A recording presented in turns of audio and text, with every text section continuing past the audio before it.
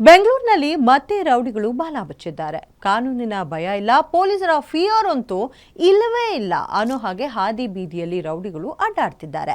ಅದೊಂದು ಏರಿಯಾದಲ್ಲಿ ಒಬ್ಬ ನಟೋರಿಯಸ್ ಇದ್ದ. ಆತನ ಎನ್ಕೌಂಟರ್ ನಂತರ ಆ ಏರಿಯಾ ಶಾಂತವಾಗಿತ್ತು. ಜನ ನೆಮ್ಮದಿಯಾಗಿ ಜೀವನ ಕೂಡ ನಡೆಸ್ತಿದ್ರು. ಆದ್ರೀಗ ಮತ್ತೆ ಹಿಸ್ಟ್ರಿ ರಿಪೀಟ್ಸ್ ಅನ್ನೋ ಹಾಗೆ ಕ್ರಿಮಿನಲ್ಸ್ ಆಕ್ಟಿವ್ ಆಗಿದ್ದಾರೆ. ರಾಜಗೋಪಾಲ ನಗರದಲ್ಲಿ ಮತ್ತೆ ಶುರುವಾಯಿತು ರೌಡಿಸಂ. ಕ್ಷುಲ್ಲಕ ಕಾರಣಕ್ಕೆ ಇಬ್ಬರ ಮೇಲೆ ಅಟ್ಯಾಕ್, ಒಬ್ಬ ಸಾವು ಮತ್ತೊಬ್ಬ ಬದುಕೋದು ಅನುಮಾನ.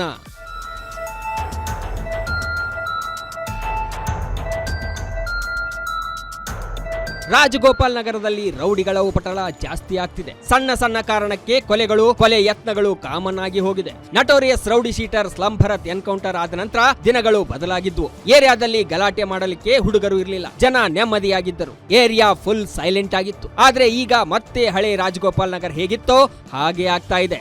ಇದಕ್ಕೆ ಎಕ್ಸಾಂಪಲ್ ಕಳೆದ ಶನಿವಾರ ನಡೆದಿದ್ದ ಅಟ್ಯಾಕ್. ಈ ಅಟ್ಯಾಕ್ ನಲ್ಲಿ ಒಬ್ಬನ ಕೊಲೆ ಆದ್ರೆ ಮತ್ತೊಬ್ಬ ಬದುಕೋದೆ ಡೌಟ್ ಎನ್ನಲಾಗ್ತಿದೆ.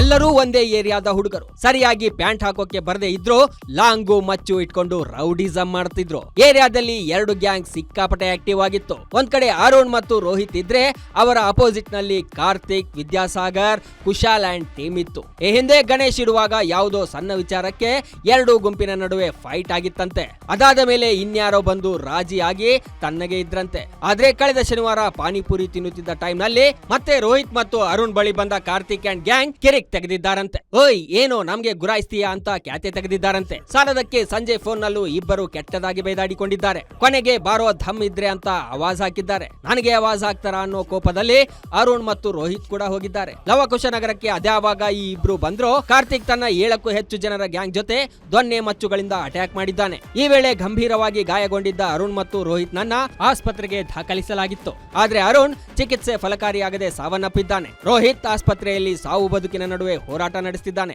ಶನಿವಾರ ದಿನಾಂಕ 19/7/2025 ನಮ್ಮ ರಾಜಗೋಪಾಲ್ ನಗರ ಪೊಲೀಸ್ ಠಾಣೆ ವ್ಯಾಪ್ತಿಯ ಪೀಣ್ಯ ಲಗ್ಗೇರಿ ಜಾಗದಲ್ಲಿ ಒಂದು ಎರಡು ಗುಂಪಿನ ನಡುವೆ ಒಂದು ಹೊಡೆದಾಟದ ಘಟನೆ ನಡೆದಿರುತ್ತೆ.